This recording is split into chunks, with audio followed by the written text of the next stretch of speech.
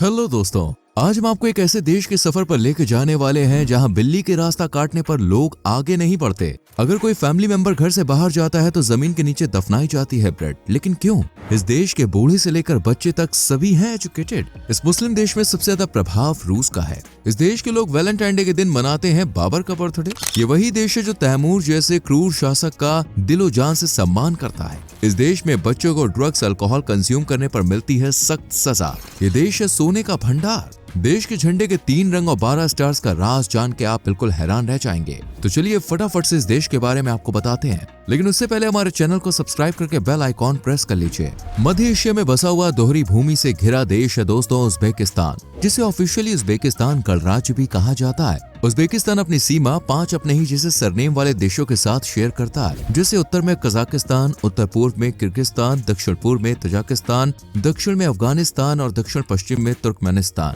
पूरी दुनिया में सिर्फ 2 ही ऐसे देश हैं जो डबल लैंडलॉक कंट्री हैं। पहला है यूरोप का लिechtenstein, जो स्विट्जरलैंड और ऑस्ट्रेलिया से घिरा हुआ है, और दूसरा देश है उज्बेकिस्तान, जो सेंट्रल एशिया में बसा हुआ है। उज्बेकिस्तान आज 3,63,61,859 लोग को अपने अंदर समेटे बैठा है, जिसमें मेजॉरिटी में मुस्लिम समुदाय हैं। उज्बेकिस्तान में करीब 96% आबादी इस्लाम धर्म को फॉलो करने वाली है। इसके बाद 4% में ईसाई, ज्यूइश और दूसरे धर्म के लोग भी देखने को मिल जाते हैं। उज्बेकिस्तान 4,48,900 वर्ग किलोमीटर के दायरे में फैला हुआ है, और यहाँ पे आपको कदम कदम खूबसूरती, हंसते खिलते चेहरे और अजब गजब भाषा सुनने और देखने को मिलेगी। उज्बेकिस्तान की ऑफिशियल लैंग्वेज है उज्बेक, जो आधी से ज्यादा आबादी की जुबान है। उज्बेकिस्तान के अलावा यहाँ के लोग इंग्लिश, रशियन भी अच्छे से समझना बोलना जानते हैं, इसलिए आपको कोई दिक्कत नहीं होने वाली है। उज्बेकिस्तान भले ही आज इस्लाम के रंग में रंगा हुआ है, एक से एक शानदार मस्जिदों का घर है, लेकिन यहाँ पर आज भी रूस का प्रभाव देखने को मिल जाता है। बोलचाल से लेकर पहनावे तक, रहन सहन से लेकर कल्चर तक रशिया से काफी मेल खाता है, और इसकी वजह है रशिया की यहाँ 200 सालों से ज्यादा की गई हुकूमत। जी हाँ, रूस ने उज्बेकिस्तान में करीब 200 सालों तक राज किया था, इसलिए आज भी रूसी रंग यहाँ पर बिखरा पड़ा है। जबकि इस देश को बसाने वाले पूर्वी ईरानी खाना बदोश को माना जाता है, जिन्हें सिथियन के रूप में जाना जाता है। इसके बाद कई राजा महाराजाओं ने यहाँ अपनी हुकूमत कायम की। मुगलों से लेकर तैमूर साम्राज्य का गवाह रहा है उज्बेकिस्तान, लेकिन आखिरकार हर हुकूमत से आजाद होकर साल 1991 में उज्बेकिस्तान ने गुलामी की जंजीरें तोड़ी और आज एक स्वतंत्र देश है, जहाँ के लोग खुलकर अपनी मर्जी के मुताबिक अपनी जिंदगी गुजारना पसंद करते हैं। उज्बेकिस्तान में हमारे ही भारत की तरह 3 मेन रंग हैं, और तीनों का अपना अलग अलग महत्व है। जैसे ऊपर वाला नीला रंग आसमान को रिप्रेजेंट करता है, वहीं बीच वाला सफेद रंग शांति को, और सबसे नीचे वाला हरा रंग नेचर को। वहीं झंडे पर 12 स्टार्स भी हैं, जो साल के 12 महीनों को रिप्रेजेंट करने का काम करते हैं। वैसे क्या आप जानते हैं उज्बेकिस्तान को इसका नाम कैसे मिला और इसके नाम का मतलब क्या है?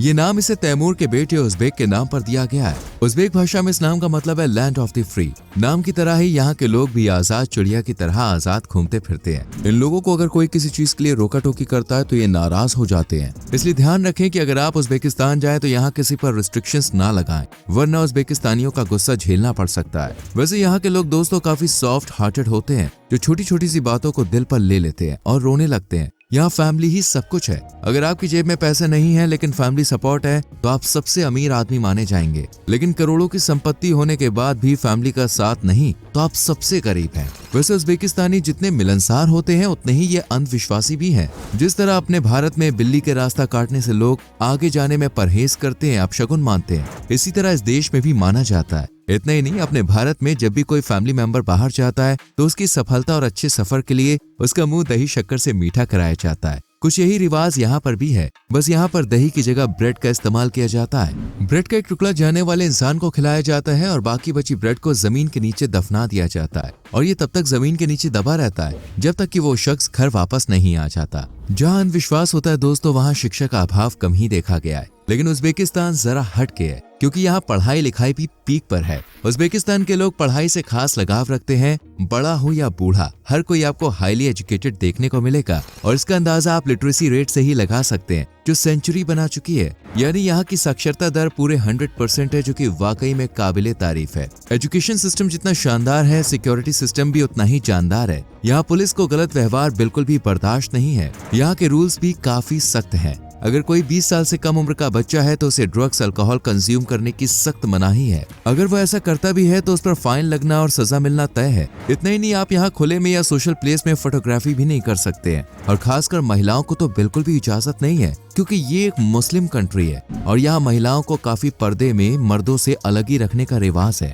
उज़्बेकिस्तान में अगर आप जाते हैं तो आप सिर्फ आदमियों से ही हाथ मिलाकर उन्हें विश कर सकते हैं। महिलाओं को अगर विश करना है तो आपको दिल पर हाथ रखकर उनके सामने झुकना होगा, न कि हाथ मिलाना है, क्योंकि महिलाएं यहाँ आदमियों से हाथ नहीं मिलाती हैं। इसलिए आप भी नियमों को जरूर फॉलो करना, वरना उज़्बेकिस्तान के लोग आपसे खफा हो सकते हैं। उज़्बेकिस्तान में ऐसी कई चीजें हैं जो आपको हैरानी में डाल सकती हैं। इस देश में तैमूर को हीरो की तरह माना जाता है। हालांकि इसने करीब 2.5 करोड़ लोग को मौत की नींद भी सुलाया था, लेकिन फिर भी आज यहाँ तैमूर का नाम काफी इज्जत से लिया जाता है। दरअसल तैमूर उज़्बेकिस्तान से ही बिलोंग करता था और इसी के हाथों तैमूर राजवंश की स्थापना हुई थी। लेकिन जब ये चीन को अपने कब्जे में करने के लिए रवाना हुआ तो इसी बीच इसकी मौत हो गई। लेकिन आज भी उज़्बेकिस्तानियों के दिल में तैमूर जिंदा है और इसका बर्थडे भी सेलिब्रेट किया जाता है। सिर्फ तैमूर ही नहीं, यहाँ तो बाबर को भी किसी देवता की तरह पूजा जाता है। 14 फरवरी का दिन प्यार का दिन माना जाता है, लेकिन आपको जानकर हैरानी होगी कि वैलेंटाइन डे पर यहाँ बाबर का बर्थडे मनाया जाता है। हालांकि पहले कुछ सालों में 14 फरवरी को लोगों ने वैलेंटाइन डे के रूप में सेलिब्रेट किया था,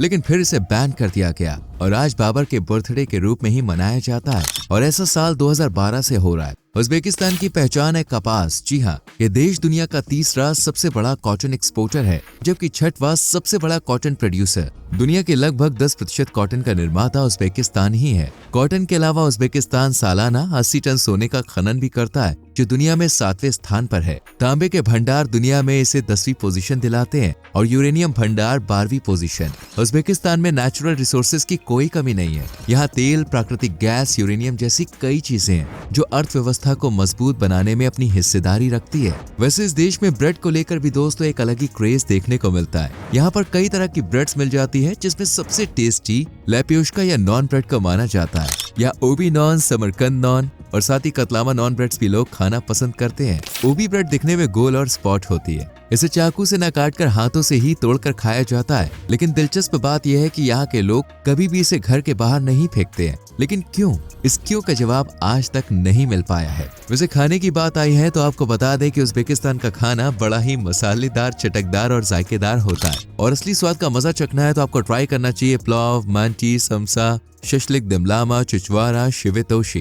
इन डिशेस के नाम जितने यूनिक हैं, जायका उतना ही मजेदार है। इन्हें चखने के बाद आप अपनी उंगलियां चाटते रह जाएंगे। खाने के बाद अगर शॉपिंग की तलब उठ रही है तो हाजिर है उज़्बेकिस्तान की राजधानी तशकंद में मौजूद चोरसू बाजार, जहाँ डेयरी गुड्स, फ्रूट्स, हैंडीक्राफ्ट यानी पहनने से लेकर सजाने तक, खाने से लेकर पीने तक हर चीज इस मार्केट में मौजूद है। सैलानी उज़्बेकिस्तान आए और चोरसू बाजार को भूल जाए, ऐसा तो भाई हो ही नहीं सकता। वैसे ना भूलने लायक जगह तो बुखारा में मौजूद आर्क भी है, जो उज़्बेकिस्तान की सबसे पुरानी इमारतों में से एक मानी जाती है। आर्क बुखारा कई शताब्दियों तक बुखारा के अमीरों के रहने का निवास स्थान भी रही थी, लेकिन 1920 में लाल सेना ने इस पर बमबारी कर इसे काफी नुकसान पहुंचाया, पर इसकी शान को घटा नहीं सके और आज भी ये इमारतें राजसी शान की झलक पेश करती हैं। इसके बाद आपको जाना चाहिए दोस्तों रेगिस्तान समरकंद। मज़ौलिका मोज़ाइक जैसी जगहों से घिरा ये एक घुमावदार मदरसा है जो समरकंद के दिल में बसा हुआ है। यहाँ इस्लाम के कायदे कानून, इस्लामिक पढ़ाई और इस्लामिक कल्चर का मेल जोल देखने को मिलता है। इस मदरसे की खूबसूरती लफ्जों में बयां करना वाकई में बहुत मुश्किल है। प्राचीन संस्कृति में रंगा ये शहर कीवा भी सुंदरता का शानदार नमूना है। खोरसम के नाम से जाना जाने वाला कीवा शहर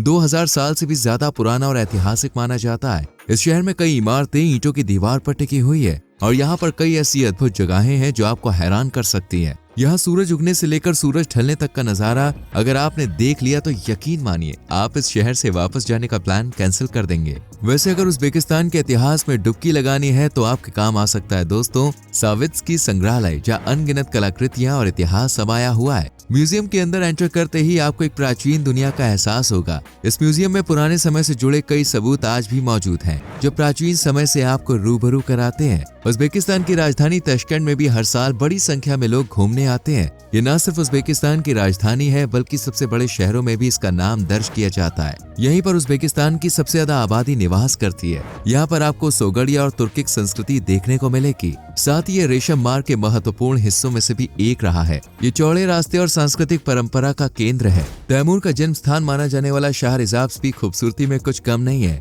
इसमें 14वीं और 15वीं शताब्दी के बीच बने अनेकों शानदार ऐतिहासिक स्मारकें हैं। हालांकि इसका इतिहास 2000 साल से भी पुराना बताया जाता है। ये तैमूरलंग वास्तुकला का बेहतरीन नमूना है जिसे देखने के लिए हजारों सैलानी उज्बेकिस्तान के टिकट कटवाते हैं। एदरकुल झील और नुरोटा पर्वत, ये झील एक आर्टिफिशियल झील है जो कि आज लगभग 4000 वर्ग किलोमीटर में फैली हुई है। इसके आसपास फैले रेगिस्तान में आप हॉर्सिंग भी कर सकते हैं और नुरोटा पर्वत पर ट्रैकिंग करनी है तो बॉस, ये आपकी लाइफ का सबसे बेस्ट एक्सपीरियंस होगा। इसलिए यहाँ पे जाने का मतलब है अपनी ट्रिप को एकदम मजेदार और शानदार बनाना। वैसे आप बताइए कि आप कभी उज्बेकिस्तान गए हैं? अगर हाँ तो अपने एक्सपीरियंस हमारे संग जरूर शेयर करें। वीडियो को लाइक और शेयर करके चैनल को सब्सक्राइब कर लीजिए, बेल आइकॉन प्रेस कर लीजिए जिससे आने वाली वीडियोस आपसे मिस ना हो। मिलते हैं आपसे अगली वीडियो में, अपना ख्याल रखें, बाय बाय, टेक केयर।